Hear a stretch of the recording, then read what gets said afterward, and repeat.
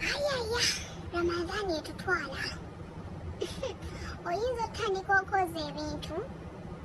saawa emu ekitundu nga bimaze sikutukuka wallahi ya mungu bimaliza sawa 4 oba 5 nti jjukira abakuyita Kawuthara Jibiri hali Kawuthara Sakini hali mbu Sakini hali olwo bugumya jjukira oyinza ogamba obimaliza sawa 5 ba 6 ogende onaabeko oddeko n'olulenzi lwo n'olulenzi nalwo osanga lwalaatera edda ku WhatsApp nga terumanyi nti ebirimu gikunyiga neruddeyo ne luyasama bweba tokyanjagala mbu tubiveeko ate bwolekerawo bwogera naye nga kira mbusi mbukyokka mukwano babimbeerayo nga nkulowoozaako byebiki ebikasasiro mbwa zaakukyalo bweba tunjagala bebi kiti